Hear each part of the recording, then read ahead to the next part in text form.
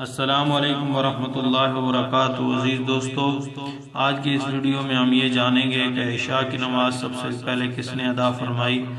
تو عشاء کی نماز سب سے پہلے حضرت موسیٰ علیہ السلام نے ادا فرمائی، جس وقت آپ حضرت شعیب علیہ السلام کے پاس 10 سال قیام کرنے کے بعد اپنے اہل و عیال کو لے کر مصر کی طرف تشریف لے جا رہے تھے، اور آپ کی گھر والی امید سے دن یعنی ولادت کا وقت قریب تھا اور سفر بھی بہت لمبا تھا۔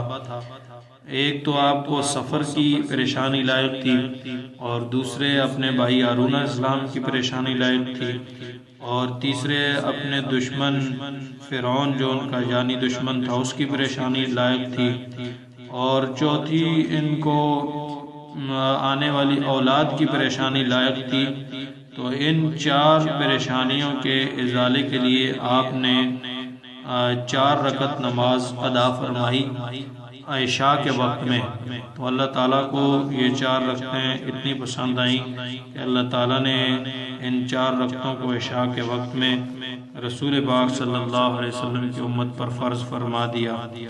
اور ایک روایت کے مطابق یہ بھی ہے کہ عشاء کی نماز سب سے پہلے جناب محمد الرسول اللہ صلی اللہ علیہ وسلم نے ادا فرمائی۔ اللہ تبارک و تعالیٰ سب کو عشاء کی نماز باجماعت ادا کرنے کی توفیق عطا فرمائے۔